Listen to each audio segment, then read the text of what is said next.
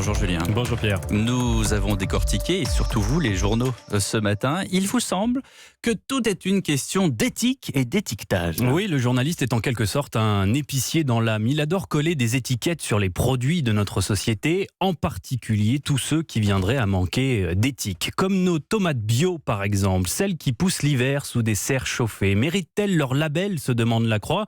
10 000 tonnes de légumes seraient ainsi produits chaque année en France. Faut-il interdire cette pratique ? La question pourrait être tranchée aujourd'hui par le Comité national de l'agriculture biologique. Pourrait, car les différents acteurs du secteur sont loin d'être d'accord sur le sujet, explique la Croix. Il y a d'un côté les historiques, les pionniers du bio qui veulent respecter la nature et ses cycles naturels. De l'autre, ceux qui souhaitent profiter d'un marché en pleine expansion, quitte à coller un générateur diesel au cul de leur serre. Et puis au milieu, il y a nous, les consommateurs, paumés avec cette myriade d'étiquettes nous vendant de l'éthique à tout va, car entre le bio, le commerce équitable, le local, le sans emballage ou encore le socialement responsable, il nous prendrait presque l'envie d'acheter des tomates piquées au glyphosate. D'étiquette et d'éthique, il en est aussi question ce matin en politique. À l'issue d'un suspense insoutenable, les instances du label En Marche ont finalement tranché. Benjamin Griveaux sera bien le candidat LREM à Paris aux prochaines municipales. Mais attention, l'étiquette ne fait pas l'élection, prévient Guillaume Tabar dans Le Figaro. D'autant que l'outsider malheureux, Cédric Villani,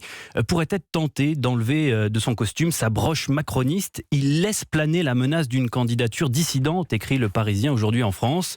Et tant pis, si l'éthique en prend un coup, les prétendants se sont en effet au préalable engagés, par écrit, à soutenir le vainqueur. Mais la palme de l'éthique à géométrie variable est attribuée haut la main par vos journaux ce matin au ministre d'État François de Rugy. Mediapart a en effet révélé que l'ex-président de l'Assemblée nationale a organisé aux frais de la République une dizaine de dîners privés à rugir de plaisir. Homards géants, champagne millésimé et cru exceptionnel à 550 € la bouteille.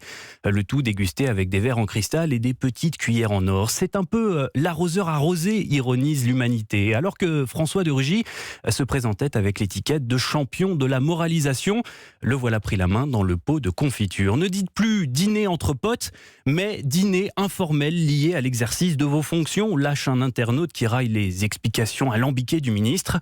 Tweet repris malicieusement dans Presse Océan. Cette affaire ne fait en revanche pas du tout rire, mais alors pas du tout dans les rangs de la majorité. Surtout au sein des députés En Marche qui se préparent d'ores et déjà à être étiquetés, tous pourris par les électeurs. Quand on ira en circo faire les fêtes de village, les gens diront « Vous croyez qu'il a mangé du homard avec de Rugy ?» soupire un élu dans Le Parisien.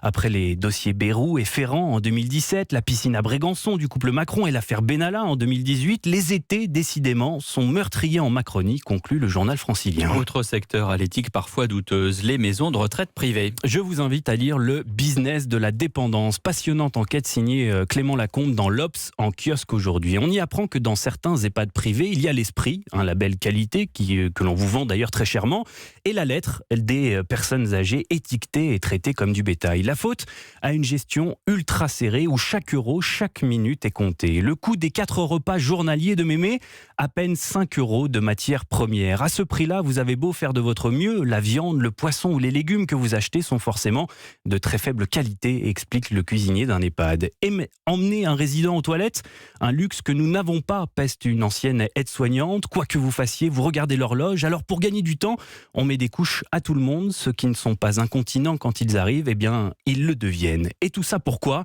Pour gagner plus d'argent, évidemment. Marge nette du leader français du marché, 9% du chiffre d'affaires selon l'Obs.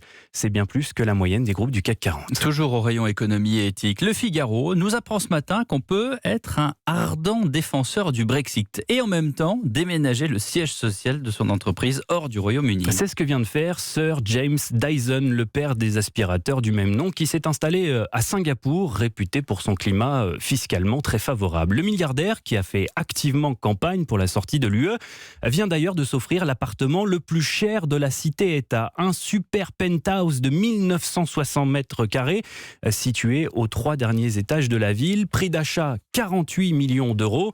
Alors pour conclure, me vient cette citation de l'écrivain Marc Esquirol, citation avec laquelle je ne suis pas d'accord, sauf ce matin. Chez les gouvernants, le sens de l'éthique est généralement inversement proportionnel au sens de l'étiquette. Et c'est l'opinion et la revue de presse de Julien Pierce. Merci.